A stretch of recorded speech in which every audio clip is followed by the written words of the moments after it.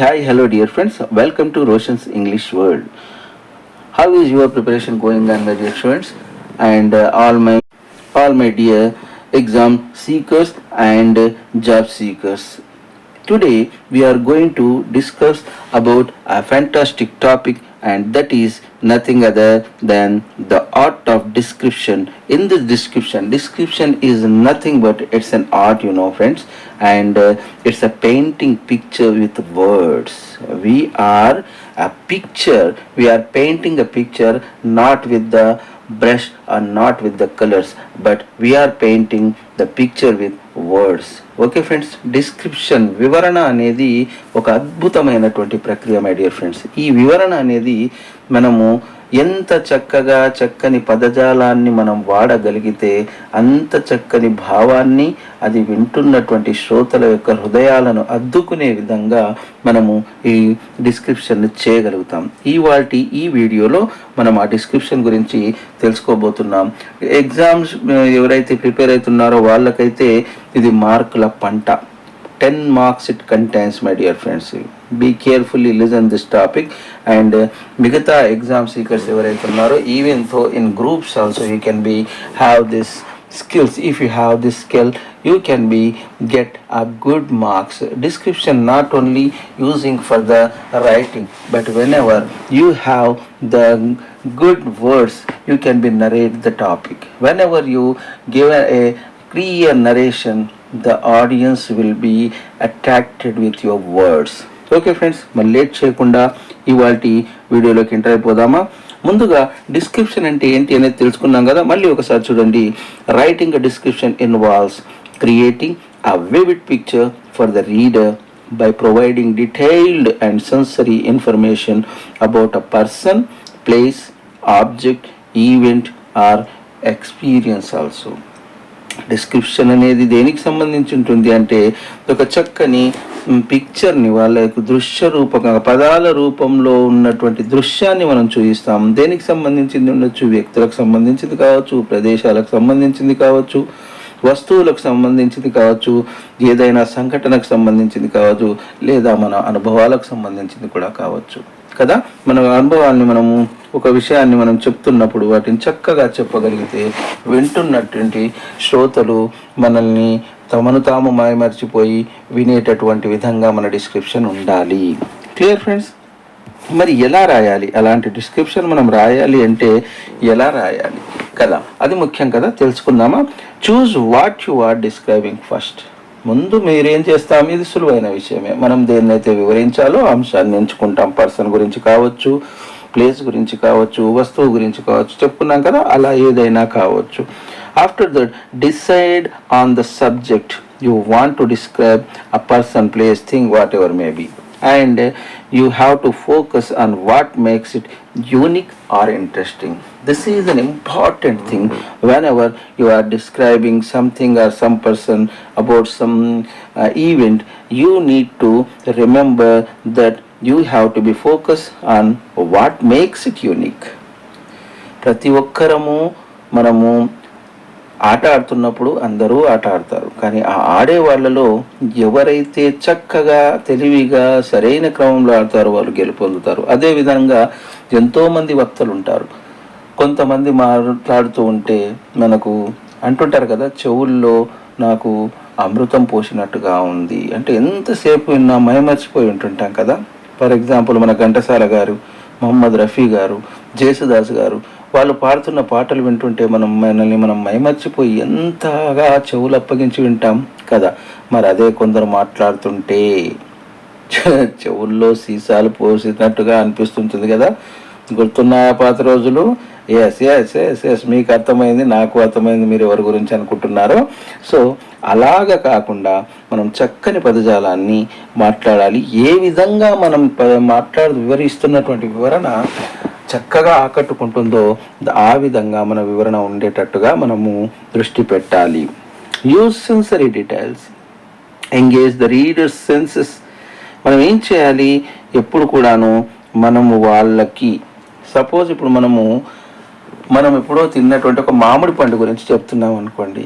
ముందటి వాళ్ళకు నేను తిన్న పండు చాలా బాగుంది, సింపుల్గా చెప్పేసాం బాగుంది అంటే వాళ్ళు ఏ రకంగా పెద్దగా దాని ఎఫెక్ట్ ఉండదు. కానీ అదే మీరు దాన్ని వివరిస్తే ఏం రా ఎర్రటి మామిడి పండు ఎట్లా అంటే తేనె కంటేనూ తీయగా ఉన్నటువంటి మామిడి పండు, జ్యూసీగా ఉన్నటువంటి పల్పీగా ఉన్నటువంటి మామిడి పండును నేను నిన్న తిన్నాను అంటే, తీయటి వాసనతో కూడిన మామిడి పండు నేను తిన్నాను అంటే, మీరు తీయటి వాసన అన్నప్పుడు ఆ వాసన వారికి కూడా పరిచయమై ఉంటుంది కనుక ఆ వాసన వాళ్ళకి వాళ్ళు ఊహించుకుంటారు. దాని రుచిని మీరు చెప్తున్నప్పుడు దానిని ఊహించుకుంటారు. అంటే మనం వాడుతున్న పదజాలం వాళ్ళకి ఫెమిలియర్గా ఉండి వాళ్ళ దగ్గరగా ఉండేటటువంటి పదజాలాన్ని మనం ఇక్కడ ఈ డిస్క్రిప్షన్లో వాడడం అనేది చాలా ముఖ్యం my dear friends.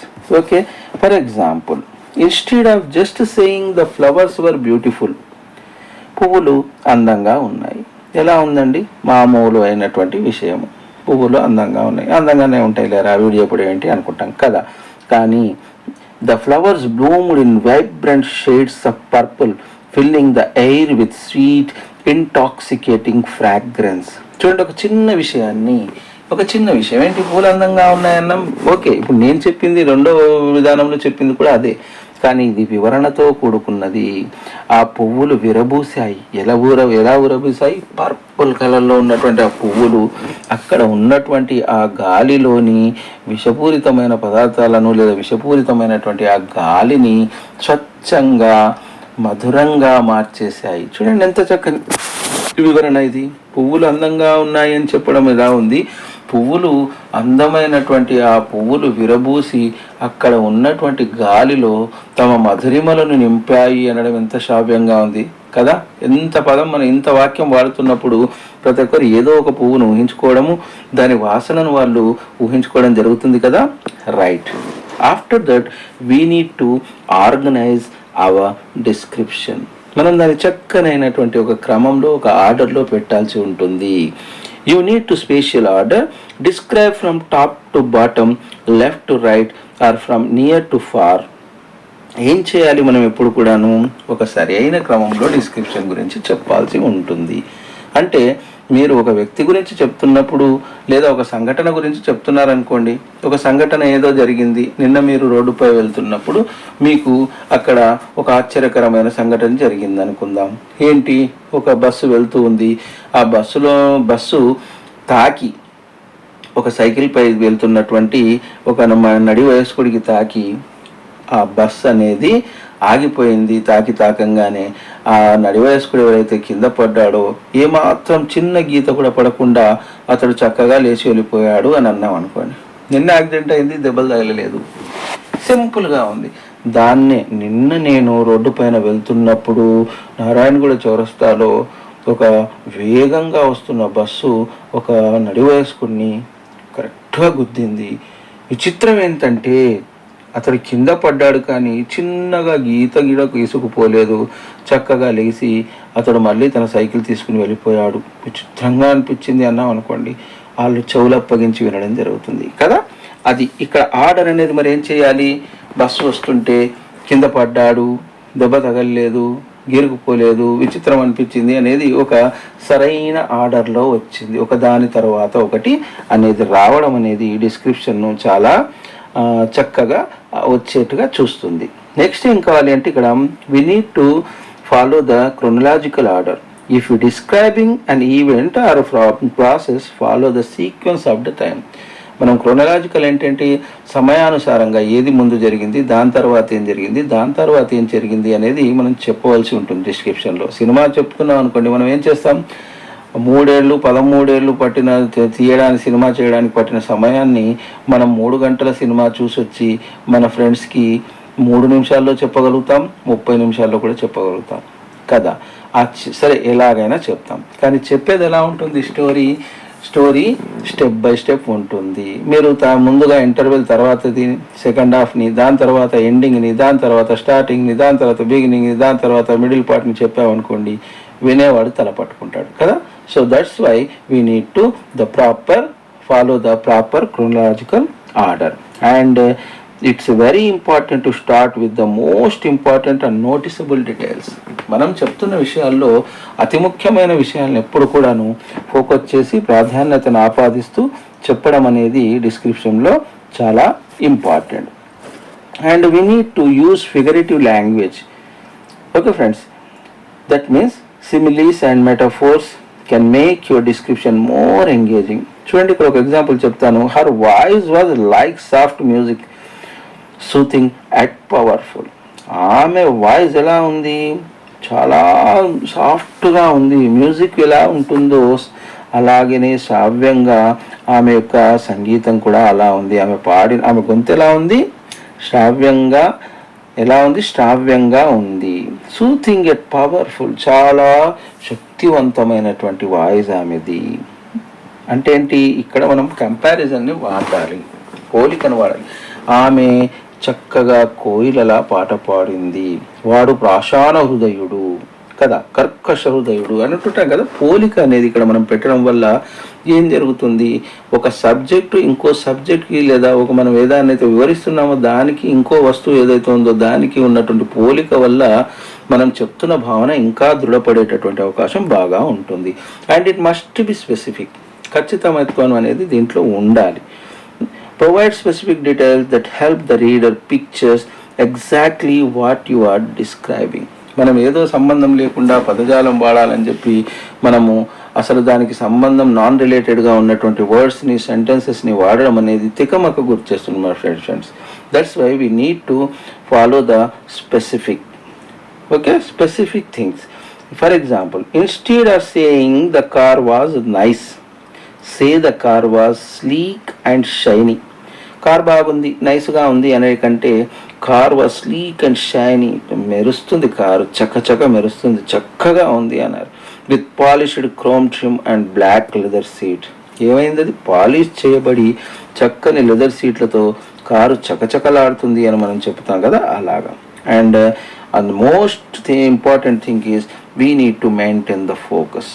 Stick to your main subject. మనం అక్కడ ఉన్నటువంటి డిస్క్రిప్షన్ ఏదైతే ఇస్తున్నామో, వివరణ ఇస్తున్నామో, ఎక్కడ ఏ వాక్యంలో కూడా మన ముఖ్యమైనటువంటి ఐడియాలజీ నుంచి పక్కకి వెళ్ళకూడదు. మనం సపోజ్ వాతావరణం గురించి చెప్తున్నాం అనుకోండి, మనం చెప్తున్న ప్రతి వాక్యంలోనూ వాతావరణానికి రిలేటెడ్గా ఉన్నటువంటి విషయాలే ఉండాలి. Okay, focus on the key features that make your subject stand out. అతి ముఖ్యమైనటువంటి విషయాల్ని కొన్నిటి మనము ప్రాధాన్యతను ఆపాదిస్తూ మనం పోలుస్తున్న పోలిక కూడా దానికి రిలేటెడ్గా ఉండి అది మనకు ఉన్నటువంటి డిస్క్రిప్షన్ ఉండడం అనేది చాలా ఇంపార్టెంట్. చూడండి, ఇక్కడ ఒక ఎగ్జాంపుల్ ఇస్తున్నాను. The room was nice. Room బాగా ఉంది అంటే ఏమనుకోవచ్చు, దాని కలర్ అనుకోవాలా, దాని సైజ్ అనుకోవాలా, దానిలో ఉన్నటువంటి సౌకర్యాలు అనుకోవాలా. ఏదో వాడు ఇంట్రెస్ట్ లేని అనుకున్నాడు అనుకోండి, శ్రోత పెద్దగా పట్టించుకోరు. మరి దీన్ని ఎలా రివైట్ చేయవచ్చు మనము? The room was small at inviting with soft warm lights spilling through the large windows.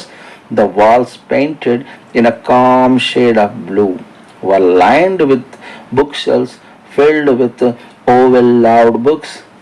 The faint scenes of lavender lingered in the air, and a cozy armchair sat in the corner draped with a plush knitted through.